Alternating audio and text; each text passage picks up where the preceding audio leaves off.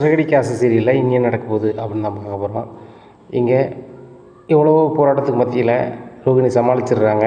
நான் இந்த மாதிரி போகவே இல்லை, வைக்கவே இல்லை, இந்த மீனாவுக்கும் சீதாவுக்கும் என்னை பிடிக்கவே இல்லை, அதனால் வந்து அவங்க சொல்கிறாங்க அப்படிங்கிறாங்க. உடனே முத்து சொல்கிறாரு, அதை எப்படி சொல்லுவாங்க அப்படிங்கிறாங்க. முத்துங்க பாருங்கள், நீங்கள் எல்லாமே கூட்டு சேர்ந்து என்னை அசிங்கப்படுத்துன்னு நினைக்கிறீங்க, அது நடக்கவே நடக்காது. ஆன்ட்டி ரொம்பவே விவரமானவங்க, அவங்களுக்கு புரியும் அப்படிங்கிறாங்க. எனக்கு புரியுதுமா, இந்த முத்து மீனாவும் உங்கள் அளவுக்கு முன்னேற முடியாதுன்னு தெரிஞ்சுக்கிட்டு அவள் தங்கச்சி அங்கே வேலை பார்க்கறதுனால அதை வச்சு சொல்லி அசிங்கப்படுத்தலான்னு நினைக்கிறான். அதை நான் நம்பவே மாட்டேம்மா, எனக்கு தெரியும் என் மருமகளை பற்றி. என் மருமக வந்து எவ்வளோ பெரிய பணக்காரி, அவள் லெவல் வந்து வேறு மாதிரி இருக்கு எனக்கு தெரியும் அப்படிங்கிறாங்க. ஏம்மா ஆதாரத்தோடு வந்து நிரூபிக்கும், அதுக்கப்புறம் தெரியும் அவள் லெவல் என்னன்னு சொல்லிட்டு அப்படிங்கிறேன். டே நிரூபிக்கும்போது பார்த்துக்கலாம் அப்படிங்கிறாங்க. இந்த சூழ்நிலையில் எப்பா தப்பிச்சோம் பொழைச்சோம் அப்படின்னு சொல்லிட்டு ரோகிணி ரூம் பார்த்து போயிடுறாங்க. இப்போ மனோஜ் வராங்க. என்ன ரோகிணி ஒரு மாதிரி இருக்குது அப்படிங்கிறாங்க. இல்லை மனோஜ் உங்கள்கிட்ட ஒன்று சொல்லணும் அப்படிங்கிறாங்க. என்ன அப்படிங்கிறாங்க. இந்த மாதிரி சீதாவும் மீனாவும் என்னை அசிங்கப்படுத்த நினைக்கிறாங்க அப்படிங்கிறாங்க. அவங்களுக்கு என்ன ரொம்ப திமிராயிடுச்சா அப்படிங்கிறாங்க. அதான் நினச்சிட்ருக்கேன், நம்ம அளவுக்கு அவங்களால உயர முடியல, வைக்க முடியல, அதனால் அவங்களுக்கு ஒரு பொறாமை வருதுன்னு நினைக்கிறேன் அப்படிங்கிறாங்க. நானும் அப்படி தான் நினைக்கிறேன் அப்படிங்கிறாங்க. மனோஜுக்கு என்ன நினச்சின்னே தெரியாமல், சரி எதுவும் பிரச்சனை இல்லையே அப்படிங்க, ஒன்றும் பிரச்சனை இல்லை அப்படிங்கிறாங்க. சரி விடு அப்படின்னு சொல்லிட்டு பேசிகிட்டு இருக்கும்போது விஜயா வராங்க. டே மனோஜ் நீ வெளில வாடா அப்படிங்கிறாங்க. என்னம்மா அப்படிங்கிறாங்க. இந்த மீனாவும் தங்கச்சியும் வீண் பழி போடலான்னு நினச்சாங்க, ஆனால் நான் விடலடா அப்படிங்கிறாங்க. என்னம்மா என்னாச்சு அப்படிங்கிறாங்க. இல்லை ரோகிணி வந்து ஏற்கனவே குழந்தை பற்றவா, ரெண்டாவது வந்து செக்கப் பண்ணான்னு வந்து அந்த சீதா சொல்லியிருக்கான். அதை கேட்டு வந்து இவள் வந்து வீட்டில் சொல்லியிருப்பா போல, ஸ்ருதி வந்து எல்லாத்தையுமே சொல்லியிருக்கா அப்படின்னாங்க. ஏம்மா அந்த மீன் அப்படி பண்ணுறா, தங்கச்சியும் அப்படி பண்ணுறா, ஓவராக பண்ணிகிட்ருக்காங்க, நான் இது சும்மா விட மாட்டேன், முத்தேன் என்ன செய்கிறேன் பாரு அப்படின்னு சொல்லிட்டு போகிறாங்க. டே முத்து வேறு காண்டா இருக்கா, நீ போய் கண்டிப்பாக வந்து ஏதாவது பேசினா கண்டிப்பாக கை நீட்டுவான் அப்படிங்கிறாங்க. அவன் நீட்டட்டுமா, நான் பார்த்துக்கிறேன், பெரிய தொழிலதிபர், எனக்கு பெரிய பெரிய அதிகாரிகள் வந்து எல்லாருமே தெரியும், ஆயுசுக்கு வழியே வராத அளவுக்கு பண்ணி விட்ருவான். அவன் சாதாரண ஒரு குடிகாரன், ஒரு கை நாட்டு, ஒரு டிரைவரு, அவன்லாம் என் ஈக்குவலுக்கு வர முடியுமாம்மா அப்படிங்கிறாங்க. டேய் அந்த லெவலுக்கு அவன் வர முடியாதுன்னு சொல்லி தான் இந்த மாதிரி கீழ்த்தரமான செயல்களில் அவன் இறங்குறான். அதனால் ரோகிணி வந்து பற்றி நம்மளுக்கு தெரியும்டா, அவள் எவ்வளோ பெரிய பணக்காரி, என்னலாம் கதை நம்மளுக்கு தெரியும் அப்படி. ஆனால் அவங்களுக்கு அதெல்லாம் பார்த்தது இல்லைடா அப்படி இப்படின்னு சொல்லிட்டு பேசுகிறாங்க. அதுவும் சரிதாம்மா அப்படின்னு சொல்லிட்டு ரோகிணி சீக்கிரம் வீட்டில் இருந்து ஏதாவது யாரையாவது வர்றதுக்கு ரெடி பண்ணு, அப்படின்னா தான் உன் லெவல் தெரியும். உங்கள் அப்பா ஜெயிலில் இருக்காருன்னு நீ சொல்லிக்கிட்டு இருந்த அப்படின்னா அது சரியாக வராது. இனிமேல் நம்ம காலம் பொறுத்துட்ருக்கக்கூடாது, நம்ம கையிலையும் காசு இருக்குது, நம்ம பேசாமல் மலேசியா போய்ட்டு வந்துடலாம். அப்படி உங்கள் அப்பாவை பார்த்துட்டு உங்கள் சொந்த பந்தத்தையும் பார்த்துட்டு அங்கே உங்கள் சொத்து என்ன லெவலில் இருக்குது அப்படின்னு பார்த்துட்டு வந்துடலாம் அப்படிங்கிறாங்க. இல்லை மனோஜ் அது சரி வராது அப்படிங்கிறாங்க. ஏம்மா சரி வராது, இந்த மாதிரி நேரத்தில் கண்டிப்பாக நீ வந்து உங்கள் நாட்டுக்கு போகணும், அந்த நாட்டில் போய் உங்கள் சொத்து பத்திரத்தோடு அங்கே வரணும், அப்போனா தான் மீனாவுக்கு நீ யார் நிரூபிக்க முடியும். பாரு நீ வந்து அவள் லெவல்னு நினச்சிக்கிட்டு நீ ஹாஸ்பிட்டலுக்கு போனால் அங்கே போனால் இங்கே போனான்னு சொல்லிக்கிட்டு இருக்கா, இதே இது நீ பெரிய லெவலில் இருக்குன்னு தெரிஞ்சுக்கிட்டா ஆட்டோமேட்டிக்காக அவங்ககிட்ட வரவே மாட்டாங்க அப்படிங்கிறாங்க. ஆண்டி இந்த மீனாவும் முத்து எனக்கு ஒரு லெவலுக்கு ஆளே கிடையாது, எனக்கும் மனோஜுக்கும் அப்படிங்கிறாங்க. எனக்கு தெரியுதுமா, நான் அவங்களுக்கு புரியணும்ல, அப்போ நீ மலேசியா போகணும்ல அப்படிங்கிறாங்க. ஆண்டி இப்போதைக்கு எனக்கு நிறைய வேலை இருக்குது அப்படிங்கிறாங்க. என்னம்மா வேலை இருக்குது, உங்கள் அப்பா ஜெயிலில் இருக்காங்க, அதை அவரை வெளியே கொண்டதை விட உனக்கு என்னம்மா வேலை இருக்குது அப்படிங்கிறாங்க. அதுவும் சரிதான் ஆண்டி, ஆனால் அதை விட முக்கியமான வேலை கொஞ்சம் இருக்குது, அதை முடிச்சுட்டு போயிடுறேன் அப்படிங்கிறாங்க. என்னம்மா செய்ய போகிறா அப்படிங்கிறாங்க. பார்லரை வந்து கொடுத்துடலான்னு பார்க்க ஆண்டி அப்படிங்கிறாங்க. ஏன்பா அப்படிங்கிறாங்க. சரியாக லாபம் இல்லை, அதுக்கு தான் ஆளை பார்த்துட்ருக்கேன் வச்சிட்ருக்கேன் அப்படின்னு சமாளிக்கிறாங்க. அடுத்தாப்புல ஒரு ஃப்ராடை போடுறாங்க. அப்படியாம்மா சரிம்மா அப்படிங்கிறாங்க. ஒரு நாளைக்கு எவ்வளோமா வருமானம் வருது அப்படிங்கிறாங்க. முன்னாடி ஆண்டி 15,000 வரும் ஒரு நாளைக்கு, ஆனால் இப்போ 10,000 அந்த மாதிரி தான் போய்ட்டுருக்கு அப்படிங்கிறாங்க. ஏம்மா 10,000 இருந்தாலும் மாதம் 3 லட்ச ரூபா ஆச்சு, அதை என்னம்மா செய்கிற அப்படிங்கிறாங்க. எல்லாமே டெபாசிட்டில் தான் பண்ணிகிட்ருக்கேன் ஆண்டி, அது எடுக்க முடியாத அளவுக்கு இருக்குது, அக்கௌண்ட்டில் இருக்குது, அது ஒரு சேமிப்புக்கு நாளைக்கு ஏதாவது தேவைப்படும்னு சொல்லி சேமித்து வச்சுருக்கேன் அப்படிங்கிறாங்க. ரோகிணி அப்போ கிட்டத்தட்ட ஒரு 30 லட்ச ரூபாய்க்கு மேலே கிடக்குமானே அப்படிங்கிறாங்க.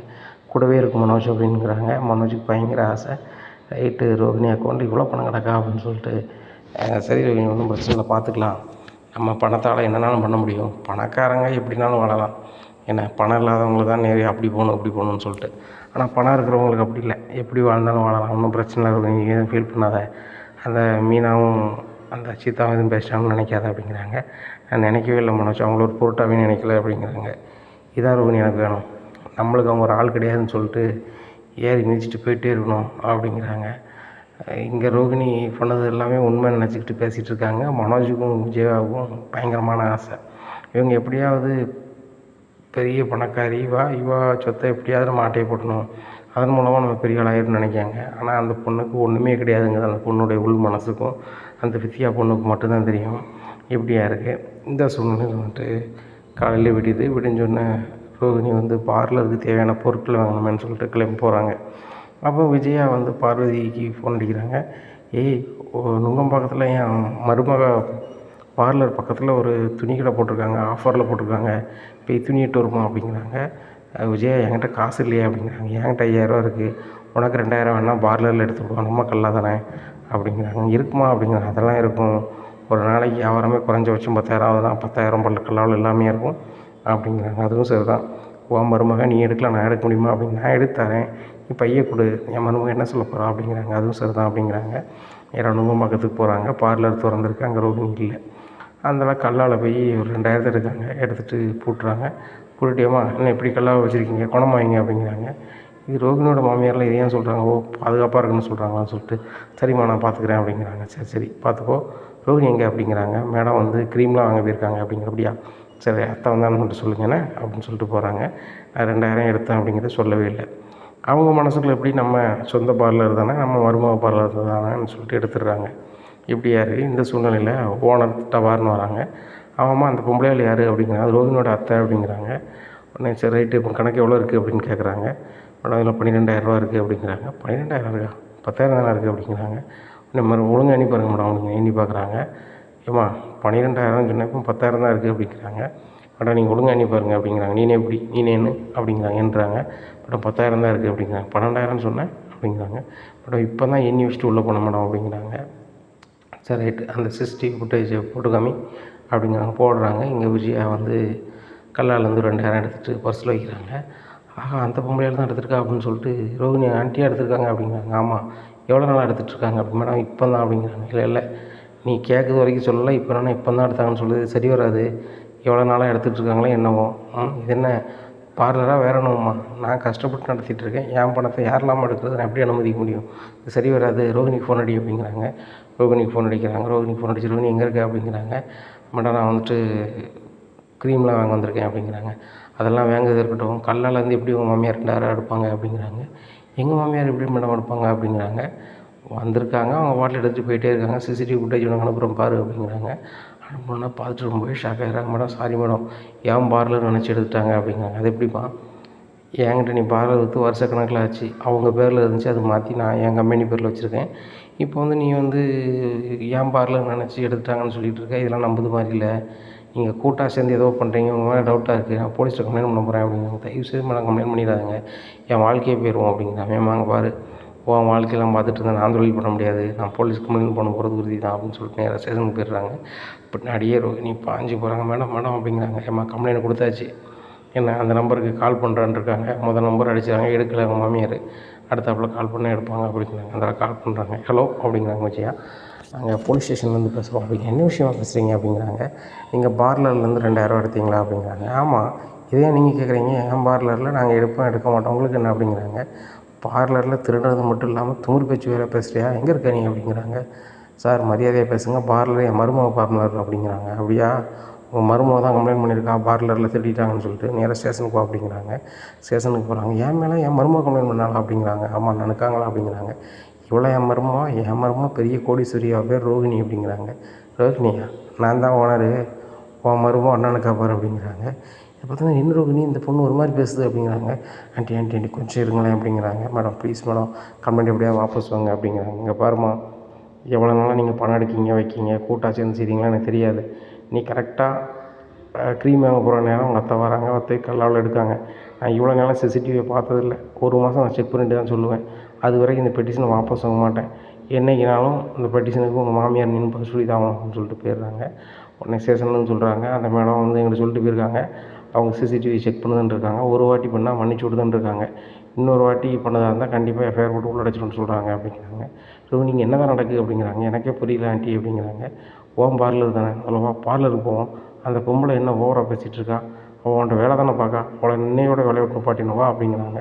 ஆண்டி தயவுசெய்து போக வேண்டாம், அவங்களும் டென்ஷனில் இருக்காங்க அப்படிங்கிறாங்க. நீ ஓனர், அவங்க டென்ஷனாக இருந்து நம்மளுக்கு என்ன ஆகுது ரோகிணி, வா ஒன்றா வா அப்படிங்கிறாங்க. பார்லருக்கு நேராக பார்லருக்கு போகிறாங்க. பார்லருக்கு போய் நல்லா தூரந்தி, என் மருமக பார்லரில் நீ எப்படி இருக்கலாம் அப்படிங்கிறாங்க. ரோகிணி மரியாதையாக அவங்க அத்தையை கூட்டி போயிரு, நானே கடுப்பில் இருக்கேன் அப்படிங்கிறாங்க. என்னடி என் மருமகட்டே வேலை பார்த்து சம்பளம் வாங்கிட்டு உனக்கு இவ்வளோ திமிரு அப்படின்னு சொல்லிட்டு கையை வாங்குறாங்க. அந்த ஆளை பார்லர் ஓனர் ஒரு கொடுப்பு கொடுக்குறாங்க. நீ என்ன நினச்சிட்டு இருக்க, என்னை பார்த்து என் கல்லாலே திருடுவேன், ஆனால் வந்து நீ வந்து ஓவராக வாய் பேசுவியா அப்படின்னு சொல்லிட்டு போலீஸுக்கு மறுபடியும் ஃபோன் அடிச்சிடுறாங்க. சார் நான் இவங்களுக்கு இறக்கம் பார்த்து விட்டேன், இப்போ என் கல்லால் வந்து ரொம்ப பிரச்சனை பண்ணுறாங்க, உடனே வந்து அரெஸ்ட் பண்ணுங்க சார் அப்படிங்கிறாங்க. போலீஸ் வந்து ஜீப்பில் கூட்டி போயிடுறாங்க ஸ்டேஷனுக்கு. அங்கேருந்து அண்ணாமலைக்கு ஃபோன் அடிக்கிறாங்க. உடனே எங்க உங்கள் வீட்டம்மா வந்து பார்லரில் வந்து திருடிட்டாங்கன்னு சொல்லி கம்ப்ளைண்ட் பண்ணியிருக்காங்க, இந்த ஸ்டேஷனுக்கு வாங்க அப்படிங்கிறாங்க. அண்ணாமலை ரொம்பவே ஆடி போகிறாரு. சார் வரேன் சார் அப்படின்ட்டு போகிறாங்க. டேய் முத்து அப்படிங்கிறாங்க. என்னப்பா அப்படிங்கிறாங்க. பார்லரில் வந்து விஜயா திருடிட்டான்னு சொல்லி ஸ்டேஷனில் இருக்காங்களா அப்படிங்கிறாங்க. என்னப்பா சொல்கிற, உடனே ஸ்டேஷனுக்கு போகும்பான்னு சொல்லிட்டு ஸ்டேஷனுக்கு போகிறாங்க. பக்கத்துக்கு போகிறாங்க. போய்ட்டு சார் என்னாச்சு அப்படிங்கிறாங்க. என்னாச்சா, திருடனா என்ன செய்வாங்க, அந்த திருடிட்டு மட்டும் இல்லாமல் அவங்ககிட்டே மன்னிப்பும் கேட்காம அவங்க பார்லர் மீண்டும் பிரச்சனை பண்ணியிருக்காங்க, அவங்க எஃப்ஐஆர் போட தான் முடியும்னு சொல்லிட்டு கம்ப்ளைண்ட் கொடுத்து போயிட்டாங்கன்னு ஒன்றும் செய்ய முடியாது அப்படிங்கிறாங்க. உடனே சார் அவங்ககிட்ட பேசலாமா அப்படிங்கிறாங்க. ஃபோன் நம்பர் என்ன தரேன் பேசுங்க அப்படின்னு சொல்லிட்டு கொடுக்குறாங்க. உடனே மேடம் நான் முத்து பேசுகிறேன் அப்படிங்கிறேன். யார் தம்பி அப்படிங்கிறாங்க. மேடம் உங்களை ஒரு நாள் நான் ட்ராப் பண்ணிட்டு போயிருக்கேன் அப்படிங்கிறாங்க. மேடம் தம்பிங்க பாருங்கள், நான் ஏகப்பட்ட காரில் போவேன், உங்களை யாரும் எனக்கு தெரில அப்படிங்கிறாங்க. மேடம் உங்களுக்கு நல்லாவே தெரியும், நீங்கள் ஒரு வாட்டி வந்து இந்த தங்க வளையலில் வச்சுட்டு போயிட்டீங்க காரில், அதை எடுத்துக்கொண்டு உங்களுக்கு அந்த ஞாபகம் இருக்கா மேடம் அப்படி. ஓ முத்து முத்து அப்படிங்கிறாங்க. அந்த பையன் தான் மேடம் பேசுகிறேன், எங்கள் அம்மா மேடம் மேலே தான் மேடம் நீங்கள் கம்ப்ளைண்ட் பண்ணியிருக்கீங்க அப்படிங்கிறாங்க. அது ரோகிணியோட மாமியாரில் அப்படிங்கிறாங்க. அதான் மேடம் எங்கள் அம்மா அப்படின்னா எப்படி சொல்கிறீங்க அப்படிங்கிறாங்க. அம்மா அப்படிங்கிறாங்க. அப்போ எல்லோரும் சேர்ந்துட்டு தான் பண்ணுறீங்களா அப்படிங்கிறாங்க. மேடம் அது இல்லை மேடம், நான் வந்து நேரில் சொல்கிறேன் மேடம் அப்படின்னு சொல்லி நேரில் போகிறாங்க. மேடம் இந்த ரோகிணி வந்து பெரிய பணக்காரியாக எங்கள் வீட்டில் காமிச்சிக்கிறாங்க, அதுபோக அந்த பார்லர் நான் தான் நடத்துகிறேன் அப்படின்னு வீட்டில் பில்டப் பண்ணும்போது எங்கள் அம்மா ஏதோ ஒரு செலவுக்கு வந்து நம்ம சொந்த பார்லர் தானேன்னு சொல்லிட்டு காசு எடுத்துட்டாங்க மேடம், இது வரைக்கும் எடுத்ததில்லை, அவங்க எடுத்த காசு நான் தந்துடுறேன் மேடம் சொல்லிட்டு 2000 கொடுக்குறாங்க. ஒத்துங்க பாருங்கள், யாருக்காகவும் நான் வந்து வாபஸ் வாங்கணும்னு நினைக்கல, நீங்கள் இவ்வளோ வந்து பேசுகிறீங்க, நான் கம்ப்ளைண்ட் வாபஸ் வாங்குறேன், இந்த லெட்டரை கொண்டு ஸ்டேஷனில் கொடுக்கேன், உங்கள் அம்மா விட்ருவாங்க அப்படிங்கிறாங்க. ரொம்ப நன்றி மேடம் அப்படின்னு சொல்லிட்டு வணக்கத்தை போட்டு அந்த லெட்டரை வாங்கி கொண்டு ஸ்டேஷனில் கொடுக்குறாங்க. உடனே விஜயாவை வெளியே விட்டுறாங்க. இனி என்ன நடக்கும் இந்த அண்ணாமலை வீட்டில் அப்படிங்கிறத பொறுத்து வந்து பார்க்கலாம்.